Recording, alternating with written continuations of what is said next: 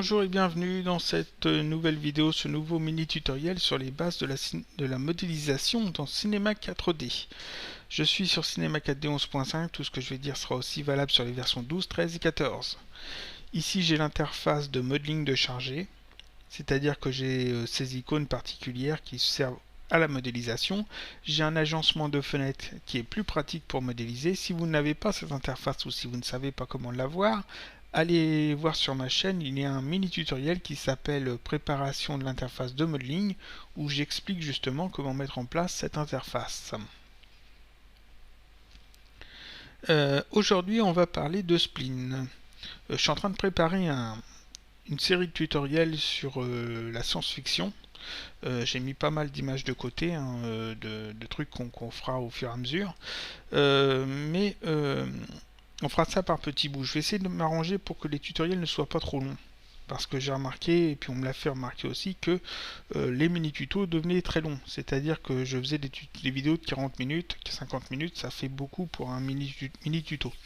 Donc aujourd'hui, on va voir juste deux petites choses. On va voir des choses sur les splines. Il y a une question qui me revient assez souvent.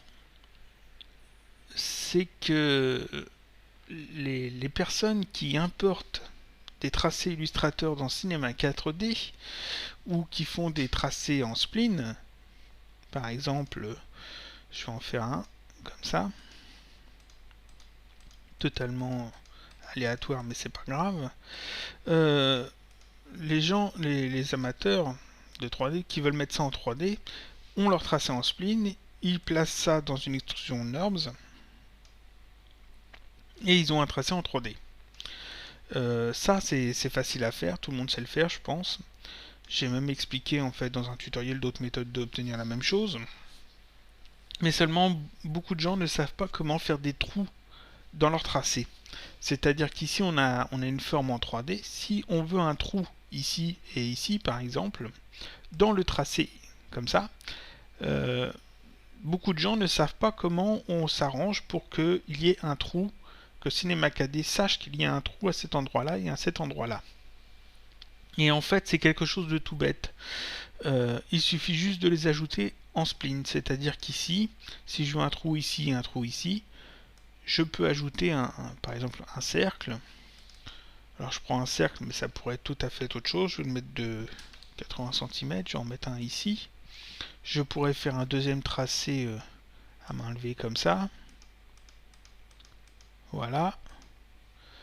Et là en fait, imaginons que ces deux éléments là, je veux que ce soit des trous. Ici j'ai que des splines. Le cercle je vais le transformer en objet éditable pour avoir une spline aussi. Donc j'ai 3 splines. Et je sélectionne mes 3 splines. Je fais clic droit, connecter plus supprimer pour avoir qu'une seule spline. Alors évidemment, voilà. C'est bien, qu'une seule spline, et cette spline là je la mets dans l'extrusion NURBS, et là Cinema 4D va tout seul comprendre que les splines à l'intérieur sont des trous.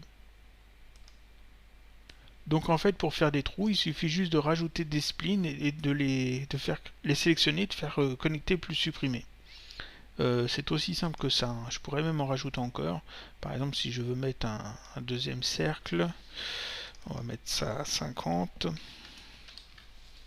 Je le mets là, je le rends éditable, cette spline là et cette spline là je les sélectionne, clic droit, connecter plus supprimer, je mets ça dans l'extrusion NURBS et Cinema 4D comprend que ici c'est un trou.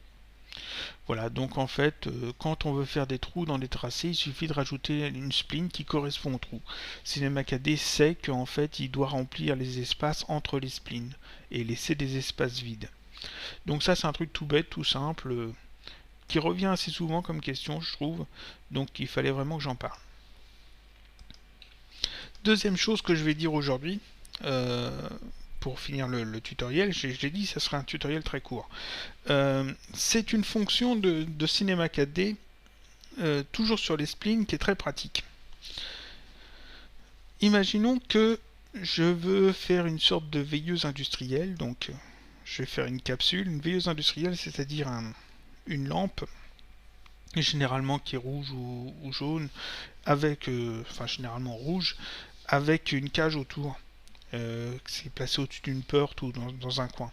Donc je vais faire une capsule. Je vais modéliser ça. On va faire ça comme ça. Ici je vais mettre seulement 10 segments. On va mettre en mettre 8. Voilà. Ici 3, 3. Voilà, je fais ça et imaginons que ici le maillage, je veux que ce maillage soit en fait sous la forme d'une cage. Parce qu'à l'intérieur de ce maillage, je mets ensuite une capsule. Donc je vais faire une deuxième capsule qui est beaucoup plus arrondie.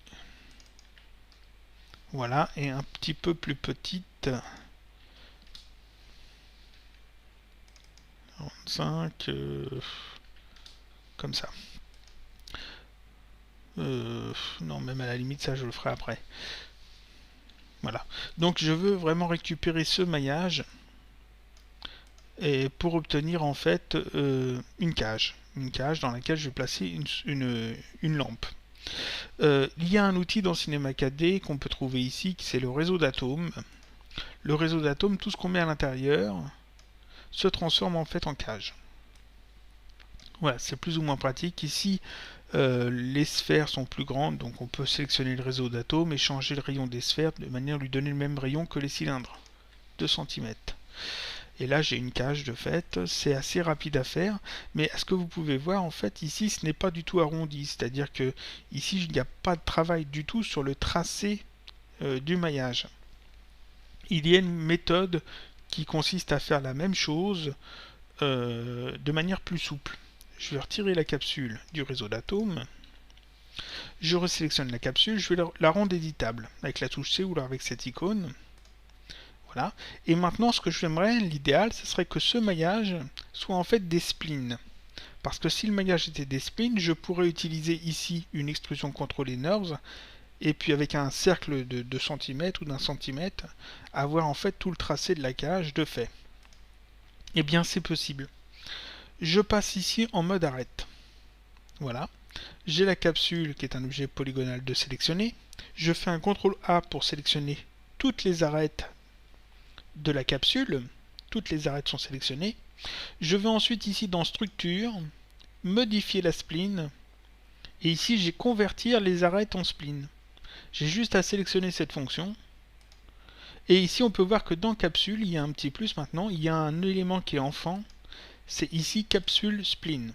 Je vais les sortir de la capsule et je vais même effacer la capsule maintenant.